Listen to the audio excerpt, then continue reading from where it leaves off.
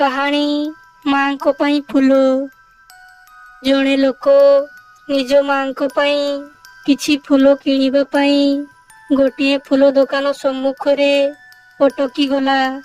ଲୋକଟିର ମା ସେଠାରୁ 300 କିଲୋମିଟର ଦୂରରେ ରହୁଥିଲେ।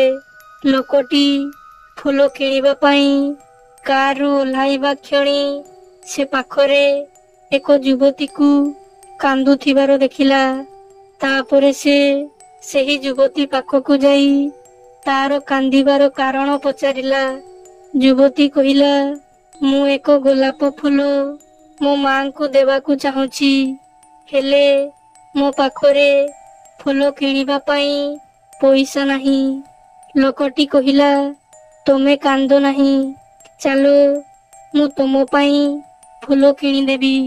ଫୁଲ କିଣିଦେବା ପରେ ଲୋକଟି ଯୁବତୀକୁ ପଚାରିଲା, କଣ ମୁଁ ମଧ୍ୟ ତମ ସହିତ ତମ ମାଙ୍କ ପାଖକୁ ଆସିପାରିବି କି?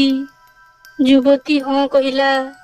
ତାପରେ ଲୋକଟି ତାକୁ ନିଜ କାରରେ ବସାଇ ଯୁବତୀ କହିବା ମୁତାବକ ଏକ ସ୍ଥାନକୁ ନେଇଗଲା।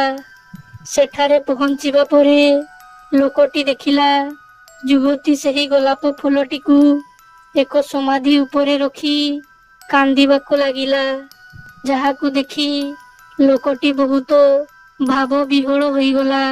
କିଛି ସମୟ ସେ ସେହି ଯୁବତୀ ସହିତ ସମୟ ଅତିବାହିତ କରି ତାକୁ ତା ଘରେ ଛାଡ଼ିଦେଲା। ତାପରେ ସେ ସେଠାରୁ ସିଧା ନିଜ ମାଙ୍କ ନିକଟକୁ ବାହାରିଗଲା। ଶିକ୍ଷା, ଜୀବନ ବହୁତ ଛୋଟ ଅଟେ। ଦେଖୁ ଦେଖୁ ସମୟ ଅତିବାହିତ ହୋଇଯାଏ। ଯେଉଁମାନେ ତୁମକୁ ଭଲ ପାଆନ୍ତି ଏବଂ ତୁମର ଯତ୍ନ ନିଅନ୍ତି ସେମାନଙ୍କ ସହିତ ସମୟ ବିତାନ୍ତୁ। ବହୁତ ବିଳମ୍ବ ହେବା ପୂର୍ବରୁ ସେମାନଙ୍କ ସହିତ ପ୍ରତ୍ୟେକ ମୁହୂର୍ତ୍ତକୁ ଉପଭୋଗ କରନ୍ତୁ।